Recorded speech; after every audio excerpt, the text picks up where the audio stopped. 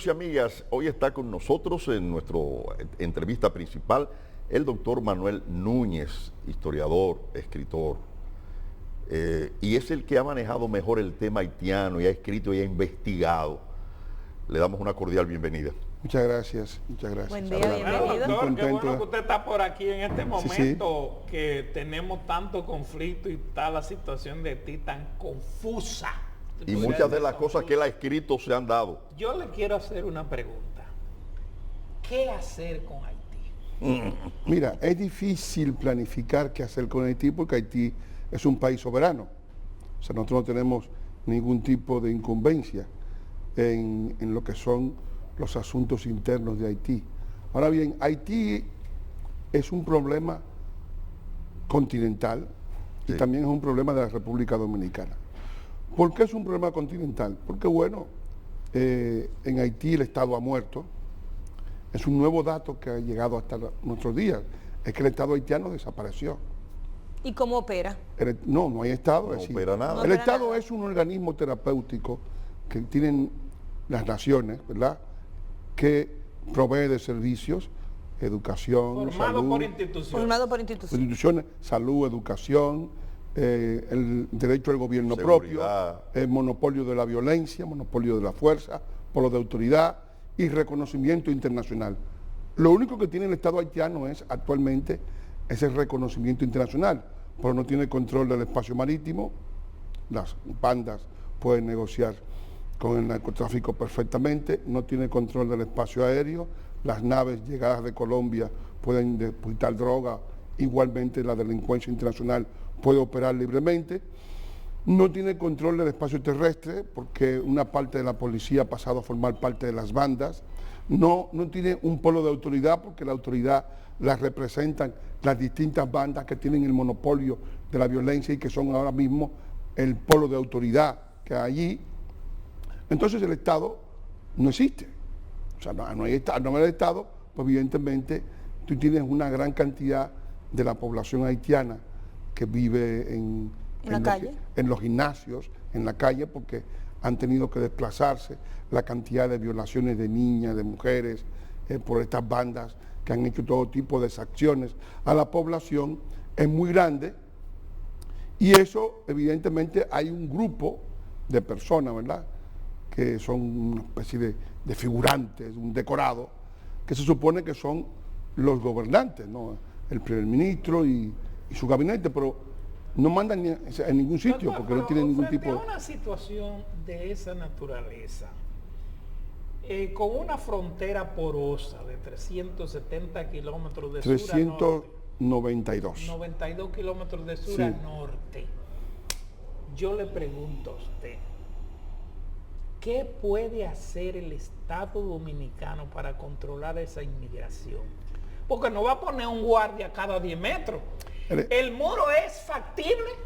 Claro que sí, el muro es una de las mejores noticias que ha dado el presidente de la República. Yo pienso que el presidente ha sido, de los últimos presidentes, ha sido el que más preocupación ha manifestado sincera sobre el problema haitiano en la República Dominicana. Primero porque él ha planteado lo del muro, y el muro es una señal que se le envía al mundo exterior de que los problemas haitianos no se van a resolver dentro de la República Dominicana, que tienen que buscar una solución en Haití, no en República Dominicana, no a costa de los dominicanos. Al mismo tiempo el presidente ha planteado que el país no puede cargar indefinidamente, digamos de manera per secula seculorum, con los problemas sanitarios de Haití. O sea, no podemos ser los responsables de gastar el presupuesto, el 40% del presupuesto de la República Dominicana para parturientas haitianas, para enfermos haitianos, porque evidentemente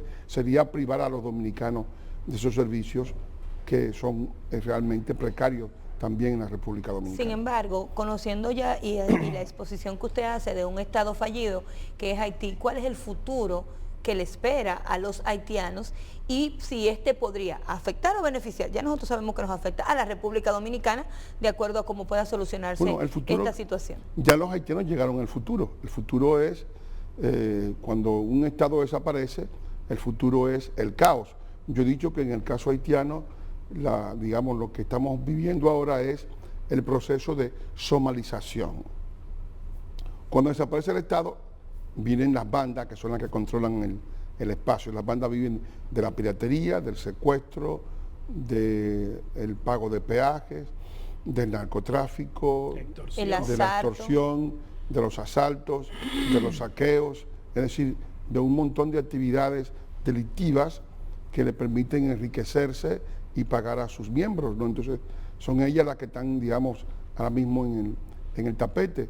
Y, digamos, el pueblo haitiano está viviendo una situación de anormalidad, porque es evidente que en un país donde no hay un gobierno formal, real, que trabaje por la población, donde una parte de la población está viviendo en centros de acogida, en gimnasios, en espacios abiertos, huyendo de las tropelías de las bandas, todo eso pues provoca una situación de emergencia, y esa población que está, digamos, padeciendo ese sistema, pues puede entender que la única forma, que la única manera de salir en Haití, tiene que haber ahora mismo entre 6 y 7 millones de personas en un hambre crónica, ¿verdad? Porque no hay actividad económica. Doctor, esa gente puede entender que la única manera sería derramarse hacia República Dominicana.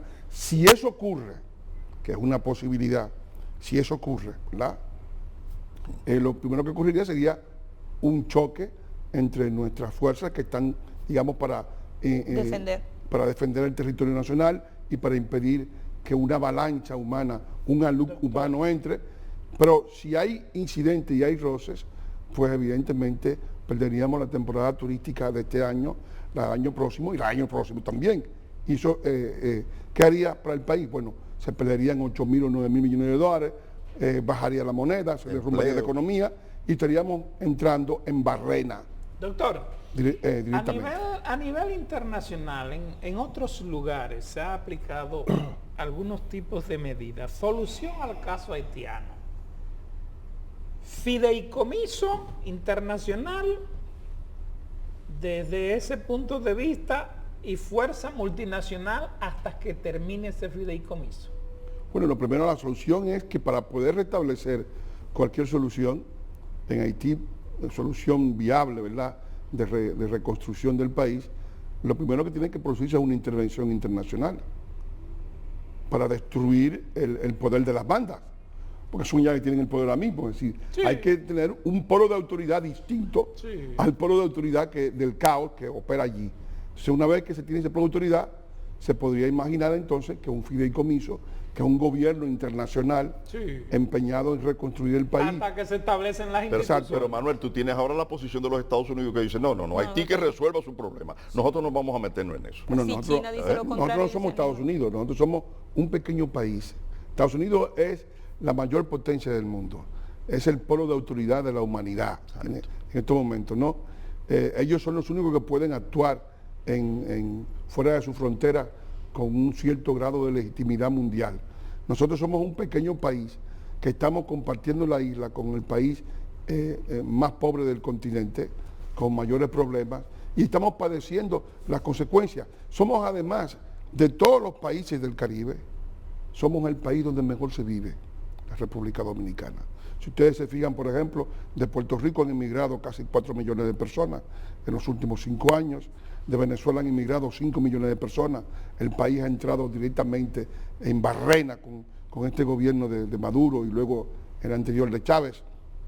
Cuba ya se sabe que es una dictadura sin futuro, sin porvenir. Centroamérica está sometida a todos los vaivenes y las tropelías de las maras. O sea, hay una inseguridad creciente. Jamaica también ha entrado por la droga en una situación de inviabilidad y digamos, de deterioro creciente. Sí, el único país que ha tenido un crecimiento más o menos exitoso, que tiene liderazgo del turismo en todo el Caribe, que tiene un crecimiento económico apreciable y que ha tenido la posibilidad de ir y llevando los progresos a su población, que ha creado una serie de infraestructuras en los últimos tiempos, que tiene una cierta seguridad alimentaria, porque la República Dominicana, durante los gobiernos del presidente Balaguer, se empeñó en una política de presas y actualmente somos el país, para Geraldino, que es un amante de la ecología, somos el país con la mayor cantidad de presas por kilómetro cuadrado del continente. Y tenemos 20 millones de tareas bajo riesgo. Y nos faltan presas todavía. Y tenemos 20 millones de tareas bajo riesgo, que significan la seguridad alimentaria, que no las tiene Cuba, esas 20 millones de tareas bajo riesgo. La seguridad alimentaria es muy importante. Sí, pero es muy importante. Entonces, todo eso se puede ir a pique. Un problema que quiero que usted me aborde, pero que, aunque nos queda muy poco tiempo, la isla La Hispaniola tiene 75.000 kilómetros cuadrados. 76.000. 76.000 kilómetros cuadrados, por ahí. Y en ella tenemos como 22 millones de habitantes casi. Cuba tiene 112.000 kilómetros cuadrados y tiene lo que tiene República Dominicana de habitantes. O sea, esa es la gran diferencia que tenemos. En una isla de 75.000 kilómetros tenemos 22 millones de habitantes. En una mucho mayor de 112.000 kilómetros tenemos la cantidad y de una sola nacionalidad. De un solo lado. Bueno, pero en el caso de la superpoblación. Yo creo que la demografía es uno de los grandes problemas nuestros. Si vemos, por ejemplo, América del Sur, en América del Sur tenemos globalmente 22 habitantes por kilómetro cuadrado de densidad de población. Claro, eso varía de un país a otro. Brasil tiene 14, Chile 16, pero digamos, si cogemos globalmente, con Venezuela y Ecuador y Perú, que son los más poblados, tendríamos 22 habitantes por kilómetro cuadrado. En la Guyana francesa es 1 habitante por kilómetro cuadrado. En Canadá son 4 habitantes por kilómetro cuadrado. En Estados Unidos son 34 habitantes por kilómetro cuadrado. En México, que es un país considerado superpoblado, son 60 habitantes por kilómetro cuadrado. En Centroamérica son 89 habitantes por kilómetro cuadrado. ¿Y aquí? Y en Haití son 399 habitantes por kilómetro cuadrado, y República Dominicana son 198 habitantes por kilómetro cuadrado. Y las haitianas pariendo a diestra y siniestra. Estamos hablando que el potencial de conflicto de la isla de Santo Domingo, más que española, Santo Domingo, es el nombre de la isla, es mucho mayor que en todo el continente. Nosotros hemos tenido personas visionarias, ¿verdad?, que han trabajado para que la República Dominicana, desde el punto de vista territorial, sea viable como país, ¿no? Actualmente tenemos una cantidad, un dominio mayor del territorio, pero evidentemente que enfrentando el reto haitiano, es muy difícil que los progresos de la República Dominicana que hemos logrado en los últimos 50 años, más que cualquier otro país del Caribe, no estén en entredicho en estos momentos, porque estamos manejando una bomba de tiempo. De ahí que realmente lo del muro, lo del control fronterizo, lo del tener, digamos, una especie de barrera a lo que amenaza nuestro desarrollo y nuestra estabilidad como país, es mejor tenerlo, ¿no?, como dicen, se decía antes, y no necesitarlo, que necesitarlo y no tenerlo. Manuel, ya la parte final. ¿Cómo entender a las naciones que tienen ese compromiso moral con Haití? Francia, por ejemplo, los propios Estados Unidos, Europa, que se han como cruzado de brazos con respecto a ese drama. No se han cruzado de brazos. Haití es una especie de agujero negro que consume mucho dinero y no tiene ningún resultado. Es decir, la MINUSTAH duró en Haití 17 años en el territorio, gastando 900 millones de dólares por año, y al final tenemos este gran fracaso que es la desaparición del Estado. Es decir, el mundo entero ha sido solidario con Haití. Lo que pasa es que el mundo exige responsabilidades. Los haitianos tienen una mentalidad de asistidos sociales, creen que todo el mundo está obligado a limpiar su porquería, y eso no es así. Ya ustedes no son un bebé. A darle y a protegerle. Exacto.